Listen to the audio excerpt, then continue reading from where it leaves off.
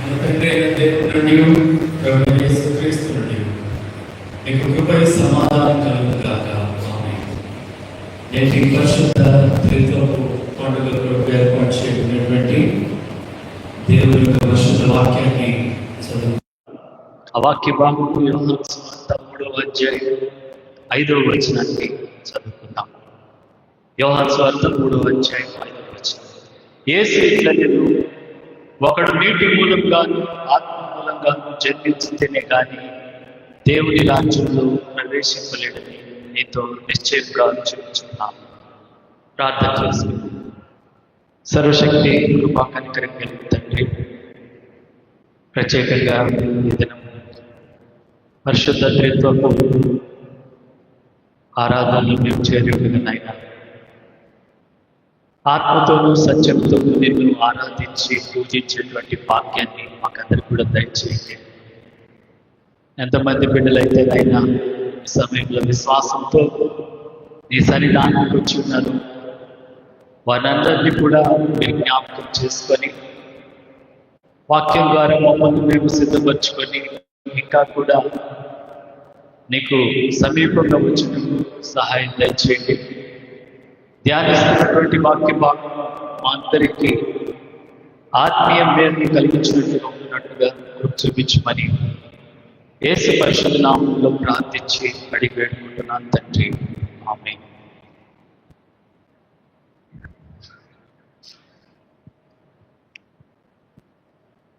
ప్రభునందు ప్రియమైనటువంటి వాళ్ళరా, ఈరోజు మనము పరిశుద్ధ త్రిత్వపు పండుగ ఆరాధనని జరుపుకుంటున్నాం. ఇక్కడి నుంచి మనము 6 నెలలు త్రిత్వ కాలంలో ఉంటాం. త్రిత్వ కాలంలో ఆరాధనలు మనం జరుపుకుంటాము. ఈరోజు నుంచి ప్రారంభం పరిశుద్ధ త్రిత్వము. ఇది ఇలాగే మరి కొనసాగుతుంటుంది. లూథరన్ చర్చెస్లో త్రిత్వానికి చాలా ప్రాముఖ్యత ఉంది. దైవవాక్యంలో కూడా మనం చూస్తే దేవుడు త్రియేక దేవుడిగా మనకు కనిపిస్తాడు. చాలా సందర్భంలో దేవుడు త్రియేక దేవుడిగా, ఆయన తండ్రి కుమార పరిశుద్ధాత్మ త్రియేక దేవుడిగా కొనియాడబడినట్టుగా గుర్తించినట్టుగా మనం చూస్తున్నాం.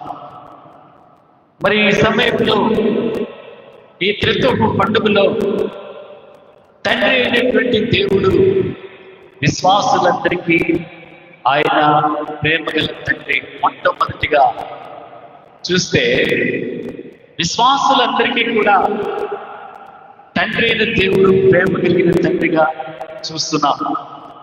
అనగా విశ్వసించి ప్రతి ఒక్కరికి కూడా ఆయన తండ్రి. ఆయన నామంలో విశ్వాసం వచ్చినటువంటి వారందరికీ కూడా దేవుడు తండ్రిగా ఉంటున్నాడు. రోమీయులకు రాసిన పత్రిక 4వ అధ్యాయం 17వ వచనంలో చూస్తే, మృతులను సజీవులుగా చేయవాడు, లేని వాటిని ఉన్నట్టుగానే పిలిచేవాడునైనా దేవుని ఎదుట అతడు మనకందరికీ తండ్రి ఉన్నాడు. లేని వాటిని ఉన్న వాటిగా పిలిచేవాడు తండ్రిగా ఉంటున్నాడు. మరి ఆ దేవుని విశ్వసించినటువంటి అబ్రహామును కూడా దేవుడు అనేక జనములకు తండ్రిగా నియమించాడు. అబ్రహాము దేవుని విశ్వాసం వచ్చినప్పుడు విశ్వాసం వల్ల అతడు బలమును పొందుకున్నట్టుగా మనం చూస్తున్నాము. విశ్వాసం వల్ల బలాన్ని పొందుకున్నాడు. తండ్రిని విశ్వసించిన ప్రతి ఒక్కరు కూడా బలమును పొందుకుంటారు. అబ్రహాము ఎలాంటి పరిస్థితుల్లో విశ్వసించాడంటే, నిరీక్షణకు ఆధారం లేనప్పుడు నిరీక్షణ కలిగి నమ్మినాడు. అది చాలా గొప్ప విషయం. మనకు నిరీక్షణ ఉండి కాదు, మనకు అన్నీ ఉండి దేవుని నమ్ముకోవడం గొప్ప కాదు. ఏమీ లేనప్పుడు, అసలు నిరీక్షణే లేనప్పుడు అబ్రహాము నిరీక్షణ కలిగి దేవుని వైపు చూచి విశ్వసించినట్టుగా మనం చూస్తున్నాము.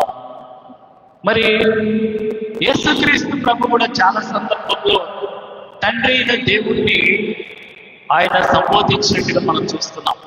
మనం గాని సువార్తలు చూస్తే యేసు ప్రభు చాలా చోట్ల త్రిత్వంలో ఉన్నటువంటి తండ్రి అయిన దేవుని గురించి యేసు ప్రభు సాక్ష్యం ఇచ్చినట్టుగా చూస్తున్నాం. మనం చెప్పుకునే పరలోక ప్రార్థనలోనే స్టార్టింగ్ లో పరలోకమందున్న మా తండ్రి, యేసు ప్రభు నేర్పిన మొదటి ప్రార్థన, అంటే శిష్యులకు నేర్పిన ప్రార్థన స్టార్టింగే మనం చర్చిలో కూడా చెప్పుకుంటాం, లార్డ్స్ ప్రేయర్, పరలోకమందున్న మా తండ్రి. మరి యేసు ప్రభు చెప్తున్నాడు, పరలోకమందున్న మీ తండ్రి తన అడుగు వారికి మరి నిశ్చయముగా మంచి ఈవులను ఇస్తాడు. ఎవరు ఇస్తారంట? పరలోకమందున్న తండ్రి ఇస్తాడు. దేన్నైనా కూడా ఇవ్వగలడు. సొలొమోనుకి జ్ఞానం ఇచ్చాడు, అబ్రహాముకు విశ్వాసం ద్వారా జనాంగాన్ని ఇచ్చాడు. మరి ఈ విధంగా చూస్తే అడిగిన వారికి అడిగినటువంటి వరాలు ఇచ్చే దేవుడు మన తండ్రి అయిన దేవుడు. కాబట్టి మరి యేసు ప్రభు అంటున్నాడు, రహస్యమందున్న నీ తండ్రికి ప్రార్థన చేయము, అప్పుడు రహస్యమందున్న నీ తండ్రి నీకు ప్రతిఫలము ఇచ్చు. ప్రార్థన ద్వారా మనం తండ్రి అయిన దేవుని దగ్గర నుంచి ప్రతిఫలాన్ని మనం పొందుకుంటున్నాము. మరి ఆయన తండ్రి అయినప్పుడు మనం ఎవరు? మనం ఆయన పిల్లలము, కుమారులము, కుమార్తెలము. ఇక్కడ కూర్చున్న మీరందరూ కూడా దేవుని యొక్క బిడ్డలు, దేవుని యొక్క కుమారులుగా, కుమార్తెలుగా ఉంటున్నాము. మనము దేవుని పిల్లలమని ఎలా తెలుస్తుంది అంటే, మరి పిలువబడినట్లు తండ్రి మనకి ఎట్టి ప్రేమ అనుగ్రహించను, లోకము మనల్ని ఎరగలేదు ఎనగా అది ఆయన్ని ఎరగలేదు. అంటే దేవుని పిల్లలుగా మనం ఉన్నప్పుడు లోకము మనల్ని ఎరగలేదు, లోకానికి తెలియదు మనము దేవుని పిల్లలమని, ఎందుకంటే వారు దేవుణ్ణి ఎరగలేదు. ఇక్కడ దేవుని పిల్లలకి, తండ్రి అయిన దేవుని పిల్లలము మనము ఆయనకి బిడ్డలుగా ఉండాలంటే నేను 4 లక్షణాలు చెప్తాను. 4 లక్షణాలు. మనం దేవుని బిడ్డలుగా ఉండాలంటే, ఆ తండ్రికి బిడ్డలుగా ఉండాలంటే 4 లక్షణాలు ఏంటి? మొట్టమొదటిగా ఆయన పోలి నడుచుకోవాలి. ఆయన పోలి నడుచుకోవాలి. పౌలు అంటాడు, నేను క్రీస్తుని పోలి నడుచుకున్నాను. పౌలు ఎవరిని పోలి నడుచుకుంటున్నాడంట? క్రీస్తుని పోలి నడుచుకుంటున్నాడు. అప్పుడు పౌలు ఎవరు? పౌలు దేవుని యొక్క కుమారుడుగా ఉంటున్నాడు. రెండవదిగా చూస్తే, మనము దేవుని పిల్లలుగా ఉండాలంటే ఆయన పవిత్రుడైన ఉన్నట్లుగా, ఆయన పరిశుద్ధుడిగా ఉన్నట్టుగా మనం కూడా పవిత్రంగా జీవించాలి. నువ్వు పవిత్రంగా జీవిస్తే దేవుని బిడ్డలుగా ఉంటాము. అదే మరి దేవుడు, తండ్రి అయిన దేవుడు అందుకొరకు, మనం పవిత్రంగా ఉండుట కొరకు తన ఏక కుమారుణ్ణి ఈ లోకానికి రక్షకుడుగా పంపించాడు. పాపులను రక్షించుటకు క్రీస్తు యేసు ఈ లోకమునకు వచ్చెను. రెండోదిగా మనం పవిత్రంగా ఉంటే దేవుని బిడ్డలంగా ఉంటాము. మూడోదిగా చూస్తే, దేవుని మూలంగా పుట్టినవాడుగా ఉండాలి, పాపము చేయకూడదు. మూడోదిగా మనం దేవుని మూలంగా పుట్టిన వారంగా ఉండాలి, పాపము చేయనటువంటి వారంగా ఉండాలి. ఆ వాక్యము 1 యోహాను రాసిన పత్రిక 1వ అధ్యాయం 10వ వచనంలో మనం చూస్తున్నాం. 1 యోహాను 1వ అధ్యాయం 10లో ఉంది, మనము పాపము చేయలేదని మనము చెప్పుకున్న ఎడల మనము మనల్ని అబద్ధికులుగా చేయుచున్నాం. మనం పాపం చేయలేదు, నాలో ఏ పాపం లేదని చెప్తే మనము అబద్ధికులం అని చెప్పి దేవుని వాక్యము చెప్తున్నది, ప్రేమైనటువంటి వారులారా. కాబట్టి మనము దేవుని మూలంగా పుట్టిన వారంగా ఉండాలి. అనగా దేవుని బిడ్డలంగా ఉండాలంటే మనము పాపము చేయకూడదు. దేవుని బిడ్డలు ఎవరు కూడా ఏం చేయరు? పాపము చేయరు. నాలుగోదిగా చూస్తే, మనము ఆయనతో అన్యోన్య సావాసం కలిగి ఉండాలి. దేవుని బిడ్డలంగా ఉండాలంటే మనము దేవునితో అన్యోన్య సహవాసం కలిగి ఉండాలి. అప్పుడు ఏం జరుగుతుందంటే, యేసు రక్తము ప్రతి పాపం నుండి మనల్ని పవిత్రునిగా చేస్తుంది. నువ్వు యేసయ్యతో ముడిపడి ఉంటే, యేసయ్యతో అన్యోన్య సహవాసం కలిగి ఉంటే యేసు రక్తము నిన్ను కడుగుతుంది. మనము మన పాపాన్ని ఒప్పుకోవాలి, ఎందుకంటే ఆయనే మన పాపములకు శాంతికరమై ఉన్నాడు. కాబట్టి ఈ 4 లక్షణాలు కలిగినటువంటి వారు దేవుని బిడ్డలుగా ఉంటారు. నేను ఇంతకుముందు చెప్పింది మొదటిగా తండ్రి అయిన దేవుడు, రెండవదిగా యేసుక్రీస్తు యొక్క దైవత్వము. త్రిత్వంలో రెండవ వ్యక్తి, దైవికమైన వ్యక్తి ఎవరంటే యేసుక్రీస్తు. ఎందుకంటే ఈరోజు మన పరిశుద్ధ త్రిత్వంలో ఉంటున్నాము, త్రియేక దేవుణ్ణి మనము ఆరాధిస్తున్నాము. లూథరన్ ట్రెడిషన్ లో, మన సంఘాలు, లూథరన్ సంఘంలో త్రిత్వ దేవునికి చాలా ప్రాముఖ్యత ఉంది. త్రిత్వ దేవుణ్ణి మనము చూస్తాం బైబిల్లో, కానీ మీరు కానీ పాత నిబంధనలో చూస్తే అక్కడ దేవుణ్ణి ఇశ్రాయేలు ఏకం భావించారంటే తండ్రి అయిన దేవుడు. కొత్త నిబంధనకు వచ్చారనుకోండి, మత్తయి, మార్కు, లూకా, యోహాను సువార్తలు మీరు చూస్తే అక్కడ సువార్తలో దేవుని మనము యేసు ప్రభుని కుమారుడైన దేవుడిగా చూస్తాం. అపోస్తల కార్యం నుంచి, అక్కడి నుంచి పత్రికలు, పౌలు రాసిన 14 పత్రికల్లో చూస్తే అక్కడ పరిశుద్ధాత్మ అయిన దేవుణ్ణి మనము చూస్తాము. త్రియేక దేవుణ్ణి మనము కలిగి ఉంటున్నాం. ఒక సందర్భంలో యేసుక్రీస్తు ప్రభు తన శిష్యులకి ఏం చెప్పాడంటే, తండ్రి యొక్కయు కుమారుని యొక్కయు పరిశుద్ధాత్మ యొక్క నామంలో మీరు బాప్తిస్ము ఇవ్వండి. ఎవరి నామంలో అంట? త్రియేక దేవుని నామంలో. మరి రెండవదిగా త్రిత్వంలో ఉన్నటువంటి రెండవ వ్యక్తి యేసుక్రీస్తు యొక్క దైవత్వము. త్రిత్వంలో కుమారుడైనటువంటి దేవుడిని మనం చూస్తున్నాము. ఆయన ఎలాంటి దేవుడు అంటే సర్వాధికారి అయినటువంటి దేవుడని పౌలు రాస్తున్నాడు. త్రిత్వంలో ఉన్నటువంటి యేసుక్రీస్తు యొక్క దైవత్వాన్ని మనం చూస్తున్నాము, కుమారుని యొక్క దైవత్వాన్ని మనం చూస్తున్నాము. మరి పౌలు అంటున్నాడు, ఈయన సర్వాధికారి అయిన దేవుడై ఉండి నిరంతరము స్తోత్రార్హుడు అని చెప్పి అంటున్నాడు. మరి ఆయన ఎంత గొప్ప దేవుడు! యెషయా గ్రంథము 6లో మనం చూస్తే అక్కడ యెహోవా పరిశుద్ధుడు, పరిశుద్ధుడు, పరిశుద్ధుడు అని చెప్పి అక్కడ ఉంది. సర్వలోకము ఆయన మహిమతో నిండి ఉన్నది అని గొప్ప స్వరంతో గాన ప్రతికారంలో చేయొచ్చు ఉండిరి. అనగా త్రియేక దేవుని చూస్తున్నాము. యెషయా 6వ అధ్యాయంలో త్రియేక దేవుణ్ణి చూస్తున్నాడు. పరిశుద్ధుడు, పరిశుద్ధుడు, పరిశుద్ధుడు అని 3 సార్లు అక్కడ వ్రాయబడి ఉంది. దేవుణ్ణి యొక్క పరిశుద్ధతను, త్రిత్వాన్ని చూస్తున్నాడు. అప్పుడు ప్రవక్త అంటున్నాడు, నేను దేవుని చూచాను కదా, అయ్యో నేను అపవిత్రమైన పెదవులు గలవాడును, అపవిత్రమైన పెదవులు గల జనుల మధ్యలో నివసించేవాడును, నేను నశించి ఉన్నానని చెప్పి తన పాపాల్ని ఒప్పుకుంటున్నాడు. అనగా దేవుడంత పరిశుద్ధుడు, నేనైతే అపవిత్రుడని చెప్పినప్పుడు పరిశుద్ధుడైనటువంటి ఆ దేవుడు ఏం చేస్తున్నాడు? మరి ఇదిగో ఈ యొక్క నిప్పు నీ పెదవులకు తగిలిన కనుక నీ యొక్క పాపములు ప్రాయశ్చిత్తమైన చెప్పి యెషయా యొక్క పాపాన్ని ప్రాయశ్చిత్తం చేసినట్టుగా మరి యేసు ప్రభు కూడా తనను ఆశ్రయించినటువంటి వారి పాపాన్ని క్షమిస్తుంటున్నాడు. మారు మనసు పొందిన పాపిని ఆయన చేర్చుకుంటున్నాడు. యెషయాని ఏ విధంగా అయితే అతని యొక్క పాపములు ప్రాయశ్చిత్తం చేశాడు, అదే విధంగా మారు మనసు పొందిన పాపిని యేసయ్య చేర్చుకుంటున్నాడు. ఎంతటి పాపినైనా కూడా ఆయన క్షమించేటువంటి దేవుడుగా ఉంటున్నాడు. అంతేకాకుండా యేసు సర్వ సృష్టికి ఆధారభూతుడు. కుమారుడైనటువంటి దేవుడు సర్వ సృష్టికి, మనందరికీ కూడా ఆధారభూతుడు. ఆయన అన్నిటికంటే ముందుగా ఉన్నవాడు, ఆయనే ఆధారభూతుడు అని కుమారుని గురించి ఇక్కడ చెప్పబడింది. మరి కొంతమంది కుమారుని గురించి ఏం చెప్పారు?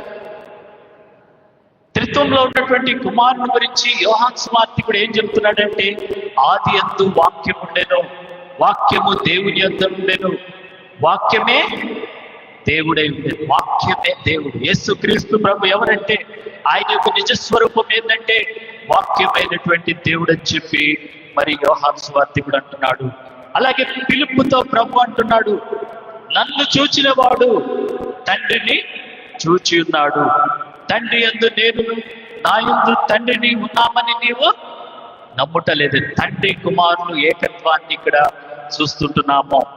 యోహాను సువార్త 14వ అధ్యాయం 12వ వచనంలో మనం అక్కడ చూసినట్లయితే, నేను తండ్రి యొద్దకు వెళ్ళుచున్నాను కనుక నేను చేయు క్రియలు నా యందు విశ్వాసం ఉంచువాడు కూడా చేస్తాడని చెప్పి మరి యేసు ప్రభు చెప్పాడు.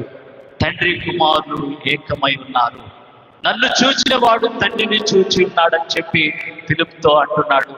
తండ్రి కుమారుల యొక్క సంబంధము, ఏకత్వాన్ని గురించి ఇక్కడ మనము చూస్తుంటున్నాము. ప్రేమైనటువంటి వాళ్ళరా, కుమారుని యందు తండ్రి చూసినట్లే చాలాసార్లు నేను మనుషుల పోలికలు కూడా నేను చూశాను.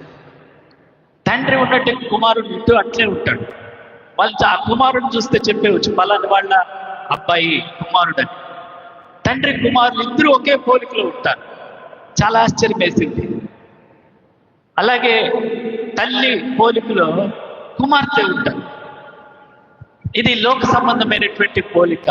అయితే దైవ పోలిక ఏంటంటే త్రిత్వంలో ఉన్నటువంటి కుమారునిలో మనం ఎవరిని చూస్తున్నామంటే తండ్రిని చూస్తున్నాము. తండ్రి కుమారులు ఏకమై ఉన్నట్టుగా మనం చూస్తున్నాము. ప్రేమైనటువంటి వాళ్ళారా, అంతేకాకుండా ఆయన నిరంతరం ఉండేవాడు. అల్ఫా ఓమేగా ప్రకటనలో ఉంది. అల్ఫా ఓమేగా అంటే మొదటి వాడు ఆయనే, కడపటి వాడు ఆయనే. ఆయన నిరంతరం ఉండేవాడు. మరి యేసు ప్రభు యూదులతో అంటున్నాడు, నేను అబ్రహాము పుట్టక ముందే నేను ఉన్నవాడను. అబ్రహాం పుట్టక ముందే నేను ఉన్నానని మీతో నిశ్చయంగా చెప్తున్నాను. చూసారా, కుమారుడు ఎంత గొప్ప దేవుడు. కుమారుల్లో మనం ఎవరు చూస్తున్నామంటే తండ్రిని చూస్తున్నాము. తండ్రి కుమారులు ఏకమై ఉన్నారు ఆయనలో. నన్ను చూచిన వాడు కుమారుని చూచి ఉన్నాడని చెప్పి మరి ఇక్కడ తండ్రి కుమారుల ఐక్యత్వాన్ని మనం చూస్తున్నాము ఈ త్రిత్వంలో. త్రిత్వం అంటే తండ్రి వేరు, కుమారుడు వేరు, పరిశుద్ధాత్మ వేరు కానే కాదు. త్రియేక దేవుడు అంటే దేవుడు ఒకటే, ఒకే దేవుడు మూడు విధాలుగా తండ్రిగా, కుమారుడుగా, పరిశుద్ధాత్మగా పిలువబడ్డాడు. చాలా సులభం. కాబట్టి దేవుని బిడ్డలారా, మన దేవుడు త్రియేక దేవుడిగా మనము ఆరాధిస్తున్నాం. అంతేకాకుండా ఆయన అదృశ్య దేవుని స్వరూపం అని చెప్పి మరి కొలస్సీలో కూడా ఉంది. సర్వ సృష్టికి ఆది సంభూతుడు ఆయనే సమస్తమునకు ఆధారభూతుడు. సంఘం శిరస్సులకు ఆయనే శిరస్సుగా ఉంటున్నాడు. మన సంఘం అనేటువంటి ఈ యొక్క శరీరమునకు ఆయన శిరస్సుగా ఉంటున్నట్టుగా చూస్తున్నాము. కాబట్టి రెండు విషయాలు మీకు తెలియచేశాను. మొదటిగా మరి తండ్రి అయిన దేవుడు విశ్వాసులందరికీ కూడా తండ్రి. రెండోది క్రీస్తు యొక్క దైవత్వము. మూడోదిగా మనం చూసినట్లయితే ఈరోజు పత్రిక పాఠంలో, సువార్త పాఠంలో మనం చూస్తున్నాము. యోహాను సువార్త 3వ అధ్యాయం 6వ వచనంలో మనం చూస్తే అక్కడ ఏముందంటే యేసు ప్రభు ఈరోజు చెప్పిన సువార్త పాఠంలో శరీరం మూలంగా జన్మించినది శరీరమును, ఆత్మ మూలంగా జన్మించినది ఆత్మనై ఉన్నది. ఆత్మ అయిన దేవుని గురించి ఈరోజు సువార్త పాఠంలో యేసు ప్రభు చెప్తున్నాడు. ఆత్మ సంబంధుల గురించి చెప్తున్నా. ఆత్మ మూలంగా జన్మించుట, పరిశుద్ధాత్మ దేవుని గురించి ఇక్కడ ఈరోజు సువార్త పాఠంలో యోహాను సువార్త 3వ అధ్యాయం 1 నుంచి మనం చదువుకున్న వాక్య భాగంలో మరి యేసు ప్రభు చెప్తా, ఆత్మ మూలంగా జన్మించిన వాడు ఆత్మనై ఉన్నాడు అనగా మీరు క్రొత్తగా జన్మించవని నేను చెప్పినందుకు ఆశ్చర్యపడవద్దు. ఆత్మ మూలంగా జన్మించిన ప్రతివాడు అలాగేనే ఉన్నాడు. మీరు క్రొత్తగా జన్మించాలి. పరిశుద్ధాత్మ దేవుడు చేసేటువంటి కార్యం లేదంటే ఆత్మ మూలంగా జన్మించుట, క్రొత్తగా జన్మించుట. ఇది ఎవరి ద్వారా జరుగుతుందంటే మరి పరిశుద్ధాత్మను కలిగినటువంటి వారు, పరిశుద్ధాత్మ దేవుని యొక్క ప్రేరేపణ ద్వారా కలుగుతుంది. మరి మీరు ఎంతమంది క్రొత్తగా జన్మించారు? యేసు ప్రభు చెప్తున్నాడు, ఒకడు క్రొత్తగా జన్మించితేనే కానీ దేవుని రాజ్యమును చూడలేడు, ప్రవేశించలేడని చెప్తున్నాడు. కాబట్టి దేవుని రాజ్యంలో మనము ప్రవేశించాలంటే మనము క్రొత్తగా జన్మించాలి. క్రైస్తవులుగా ఉంటే సరిపోదు, చర్చికి వస్తే సరిపోదు. నీ హృదయం మారాలి, నీ మనస్సు మారాలి. నీ మనస్సు మారి నూతన మగుట ద్వారా రూపాంతరము పొందాలి. మరి మీరు ఎంతమంది క్రొత్తగా జన్మించారు? క్రొత్తగా జన్మించినటువంటి అనగా ఆత్మ మూలంగా జన్మించినటువంటి ఆ అనుభవాన్ని మీరు కలిగి ఉన్నారా? అది ఎలా వస్తుందంటే దేవునితో స్నేహం చేస్తే వస్తుంది. ఆత్మ మూలంగా మనము ఎలా జన్మిస్తామంటే దేవుని మూలంగా జన్మిస్తాము. అదే యేసు ప్రభు అంటున్నాడు, ఆత్మ మూలంగా జన్మించిన ప్రతివాడు అలాగే ఉన్నాడు, అనగా దేవుని మూలంగా జన్మించుట. మరి దేవుని మూలంగా జన్మించుట అంటే ఏంటంటే, దేవుని ద్వారా పుట్టిన వారు పాపంలో నిలిచి ఉండరు. ఆత్మ మూలంగా జన్మించిన వ్యక్తి ఏం చేయడంటే దేవునికి విరోధంగా పాపము చేయడు. అదే పౌలు అంటాడు, ఒకప్పుడు నేను హింసకుడును దూషకుడును అని చెప్తాడు. అయితే ఆత్మ మూలంగా జన్మించినటువంటి పౌలు ఆత్మ ద్వారా జన్మించిన తర్వాత ఏమంటాడంటే, నేను క్రీస్తు కొరకు జీవిస్తున్నాను, నా మటుకైతే బ్రతుకుట క్రీస్తే అని చెప్పాడు. ఆత్మ మూలంగా జన్మించిన వాడు మాత్రమే ఆ మాటలు చెప్పగలడు ప్రియమైనటువంటి వారు. అలాగే దేవుని మూలంగా పుట్టిన ప్రతి వారిలో ఏముంటుందంటే ఆయన బీజం ఉంటుంది కనుక వాడు పాపము చేయుడు. ఎవరిలో దేవుని మూలంగా జన్మిస్తాడో, ఆత్మ మూలంగా జన్మిస్తారు వారు పాపము చేయరు, పాపం జోలిపోరు, వాళ్ళల్లో పాపం ఉండదు. దేవుని మూలంగా పుట్టిన వారు పవిత్రంగా తామును పవిత్రంగా కాపాడుకుంటాడు. కాబట్టి దేవుని ద్వారా పుట్టిన వారు యేసు క్రీస్తు అని నమ్ముతారు. దేవుని మూలంగా జన్మించిన వారు క్రీస్తే యేసని విశ్వసిస్తారు. 1 యోహాను రాసిన పత్రిక 5వ అధ్యాయం 1లో మనం చూస్తే, యేసే క్రీస్తైనాడని నమ్ము ప్రతివాడును దేవుని మూలంగా పుట్టినవాడు. ఎవరైతే ఏ ఆత్మ అయితే యేసు క్రీస్తును ఒప్పుకుంటుందో అది దేవుని సంబంధిని. ఏ ఆత్మ అయితే యేసు క్రీస్తు దేవుని కుమారుడు కాదని చెప్తుంది అది అపవాది సంబంధి. మనము దేవుని సంబంధులమా లేదంటే అపవాది సంబంధులమా? నువ్వు దేవుని సంబంధి అయితే యేసుక్రీస్తు దేవుని కుమారుడని విశ్వసిస్తావు, యేసుక్రీస్తు దేవుని కుమారుడని నువ్వు నమ్ముతావు, అప్పుడు నువ్వు ఆత్మ సంబంధిగా ఉంటావు. కాబట్టి యేసుక్రీస్తు దేవుడై ఉన్నాడని నమ్ము ప్రతి వాడు ఆత్మ మూలంగా జన్మించినాడు, అనగా యేసు ప్రభుని విశ్వసించువారు ఆత్మ సంబంధులు.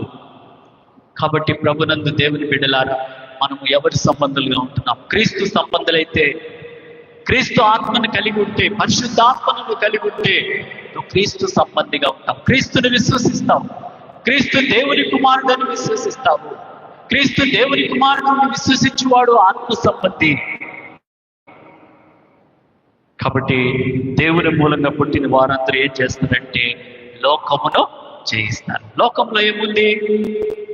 పౌలు చెప్తాడు కదా, శరీరాశ, నేత్రాశ, జీవపుటం, ఈ మూడు ఉంది. ఈ మూడింటిని ఎవరు జయిస్తారు చెప్పండి? దేవుని మూలంగా పుట్టినవాడు. నువ్వు దేవుని మూలంగా పుట్టి ఉంటే శరీరాశని, నేత్రాశని, జీవపుటంబాన్ని జయించుకొని దేవుని దగ్గరికి వస్తావు. ఈ మూడింటిని జయించకుండా నువ్వు దేవుని దగ్గరికి రాలేవు. యేసు ప్రభు దగ్గరికి రావటమే నిత్య జీవము. యేసు ప్రభుని విశ్వసించడమే నిత్య జీవము. ఆ నిత్య జీవాన్ని పొందుకోవాలంటే నువ్వు దేవుని మూలంగా పుట్టి నువ్వు ఏం చేయాలంటే లోకాన్ని జయించాలి. మరి మీరు లోకాన్ని జయించారా?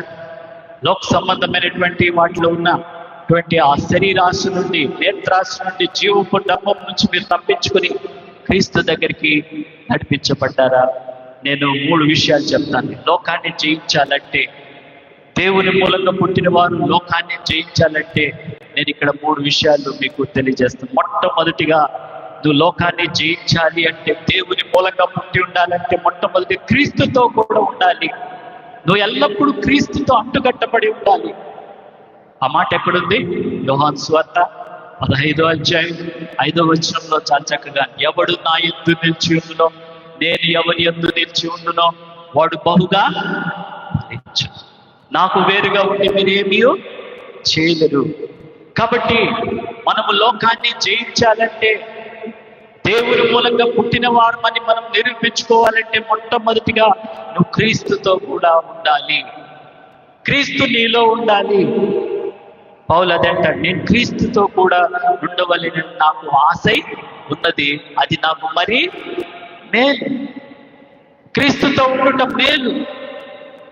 క్రీస్తుతో ఉంటే నువ్వు లోకం సంబంధమైన ఆశలు, కోరికలు నీలో ఉండవు. లోక సంబంధమైన వస్తువుల మీద, లోక సంబంధమైనటువంటి దేని మీద కూడా నీకు ఆలోచన ఉండదు. నీ ఆలోచన యావత్తు ఎవరు ఉంటారంటే క్రీస్తే ఉంటాడు. నీ మనస్సులో, నీ జీవితంలో క్రీస్తే ఉంటాడు. అది మరి మేలని చెప్పి పౌలు అంటున్నాడు. కాబట్టి మొట్టమొదటి క్రీస్తుతో కూడా ఉండాలి. రెండవదిగా చూస్తే మనము లోకమును జయించాలంటే ఎల్లప్పుడూ సంతోషంతో ప్రార్థన చేయాలి. ప్రార్థన నిన్ను బ్రతికిస్తుంది. ఎంతమంది మీరు సంతోషంగా ప్రార్థన చేస్తున్నారు? దినములో ఎన్నిసార్లు ప్రార్థన చేస్తున్నారు? దానియేలు ఎన్నిసార్లు చేసేవాడు? దావీదు ఎన్నిసార్లు దేవుణ్ణి ప్రార్థన చేసేవాడు? ఎన్నిసార్లు? 7 సార్లు, 7 times. అంత బిజీ షెడ్యూల్లో దావీదు అసలు టైమే ఉండదు. అంత గొప్ప రాజు, అంత గొప్ప చక్రవర్తి అయినా దేవునితో సంబంధం కలిగి ఉన్నాడు. పౌలు దేవునితో సంబంధం కలిగి ఉన్నాడు. యోబు దేవునితో సంబంధం కలిగి ఉన్నారు. కాబట్టి వారికి అన్ని ఆశీర్వాదాలు వచ్చాయి. ఈరోజు నువ్వు సంతోషంగా ప్రార్థన చేస్తే దేవుడు నిన్ను కూడా ఆశీర్వదిస్తాడు. ఆ విధంగా ప్రార్థన చేసినటువంటి ఒక గొప్ప దైవజనుడు ఉన్నాడు. అపోస్తల కార్యంలో చూపిస్తాను. యొప్పే అనేటువంటి ప్రాంతంలో తబిత అనేటువంటి ఒక శిష్యురాలు నింది, ఆమెకు రూపాంతరణ దోర్కా అనేటువంటి పేరు. ఆ శిష్యురాలు మంచి సత్క్రియ చేస్తూ దైవభక్తి కలిగిన స్త్రీ. ఒకరోజు ఏమైపోయిందంటే ఆమె చనిపోయింది. చనిపోయినప్పుడు యొప్పేకి దగ్గరలోనే పేతురు ఉన్నప్పుడు వాళ్ళు ఏం చేశారంటే మనుషుల్ని పంపించి పేతురుని రప్పిస్తారు. చనిపోయినటువంటి తబిత విషయంలో ఆ దుఃఖంలో వారు పేతురుని తీసుకొస్తారు. పేతురు వచ్చినప్పుడు ఏం చేస్తారు తెలుసా?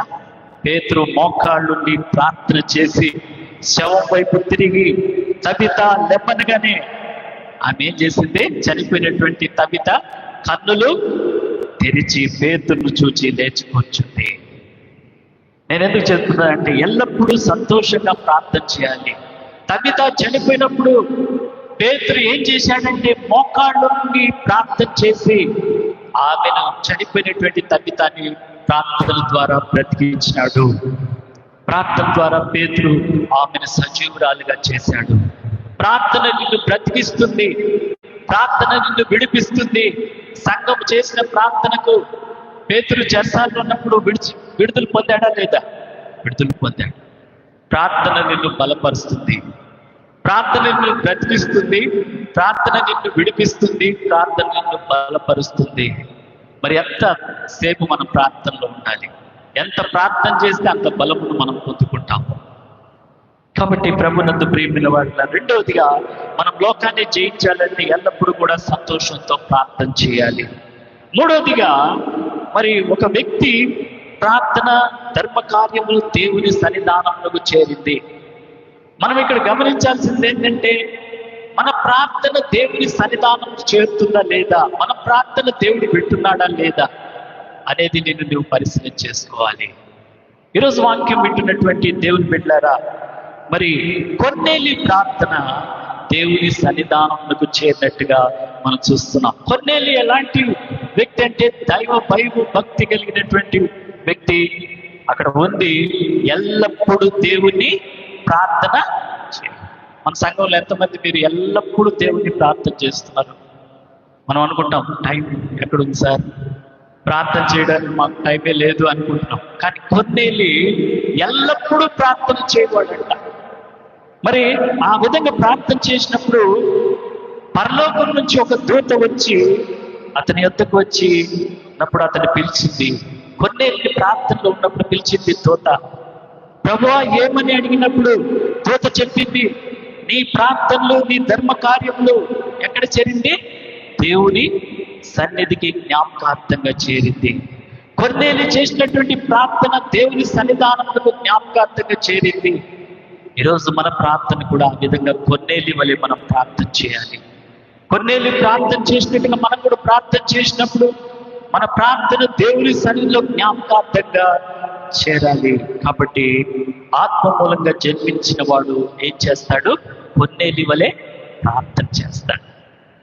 ప్రార్థన చేయడం ద్వారా మనము లోకాన్ని జయిస్తాము. ప్రార్థన ద్వారా శరీరాశ, నేత్రాశ, జీవపు డంబం నుండి మనం తప్పించబడతాము.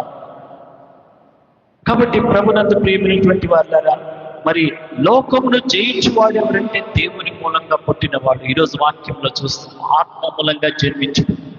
ఒకడు క్రొత్తగా జన్మించితేనే కానీ దేవుని రాజ్యంలో మీరు ప్రవేశించలేరు. కాబట్టి కొన్నేలిలాగా మనం కూడా ప్రార్థన చేసేటువంటి వారంగా ఉండాలి. అప్పుడు ఆత్మ మూలంగా మనం జన్మిస్తాము. మరి వారి ప్రార్థన దేవుని సన్నిధానములకు జ్ఞాపకార్థంగా చేరింది. ప్రార్థన ద్వారా మనం పరిశుద్ధాత్మను కలిగి ఉంటాము. కాబట్టి ఇక్కడ 3 విషయాలు నేను మీకు తెలియజేశాను. లోకంలో జయించాలంటే మొట్టమొదటి మనము క్రీస్తుతో కూడా ఉండాలి. రెండోదిగా పేతురు వల్లే మోకాళ్ళుంగి ఎల్లప్పుడూ సంతోషంతో ప్రార్థన చేయాలి. మూడోదిగా కొన్నేలి వలె దేవుని యందు భయభక్తులు కలిగి ఆత్మ మూలంగా జన్మించిన ప్రతి వాడు కూడా కొన్నేలి వలె ప్రార్థన చేస్తాడు. కొన్నేలి ప్రార్థన దేవుని సన్నిధానంలోకి చేరినట్టుగా మనం కూడా ఆత్మ మూలంగా జన్మించినటువంటి ప్రతి ఒక్కరూ కొన్నేలి వలె ప్రార్థన చేసినప్పుడు, ఎల్లప్పుడూ ప్రార్థన చేసినప్పుడు మన ప్రార్థన కూడా దేవుని సన్నిధానంగా చేరుతుంది. అప్పుడు మనము లోకాన్ని జయిస్తాము. అది ఈరోజు శరీరం మూలంగా జన్మించినది శరీరంలో, ఆత్మ మూలంగా జన్మించినది ఆత్మనై ఉన్నది. అది యేసు ప్రభు చెప్పాడు. ఆత్మ మూలంగా జన్మించినవాడు ఆత్మానుసారంగా ఉంటాడు. పౌలు కూడా గలతీయులకు రాసిన పత్రిక 5వ అధ్యాయంలో ఏమంటాడంటే, మీరు ఆత్మ మూలంగా ఉండండి, శరీర కార్యమును నెరవేర్చుకోవద్దు, ఆత్మ మూలంగా జన్మించండి అని చెప్పి ఆ వాక్యం ఒకసారి చూద్దాం. గలతీయులకు రాసినటువంటి పత్రికను మనము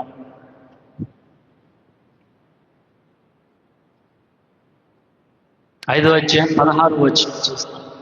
నేను చెప్పిందేమనగా ఆత్మానుసారంగా నడుచుకోండి, అప్పుడు మీరు శరీరేచ్ఛను. దేవుని బిడ్డలమైనటువంటి మనము ఆత్మానుసారంగా నడుచుకోవాలి. అది ఈరోజు వాక్య భాగంలో, ఒకడు క్రొత్తగా జన్మించితేనే కానీ దేవుని రాజ్యంలో ప్రవేశించలేదు. ఆత్మ మూలంగా జన్మించిన వాడు ఆత్మనై ఉన్నాడు. మనం ఆత్మ సంబంధులుగా ఉండాలి. అది పరిశుద్ధ ఆత్మ దేవుని ద్వారానే సాధ్యం. కాబట్టి 3 విషయాలు మనం చూసాం. త్రియేక దేవునిలో మనము తండ్రి అయిన దేవుణ్ణి ప్రేమ కలిగినటువంటి దేవుడిగా, విశ్వాసులందరికీ ఆయన ప్రేమ కలిగిన దేవుడిగా ఉంటున్నాడు. రెండోదిగా కుమారుడైన దేవుడు యేసుక్రీస్తు యొక్క దైవత్వం, త్రిత్వంలో చూస్తున్నాము. ఆయన సంపూర్ణమైన మానవుడు, సంపూర్ణమైన దేవుడు. ఒక పక్క మానవుడు, ఆయన ఏమన్నారు, మనుష్య కుమారుడు. ఆయన దేవుడు కాబట్టి దైవ కుమారుడు అని చెప్పారు.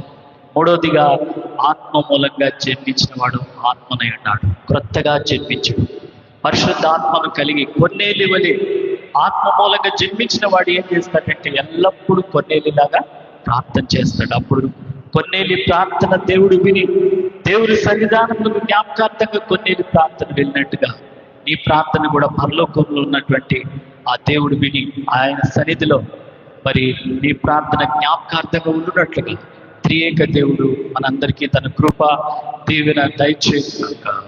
ఆమేన్.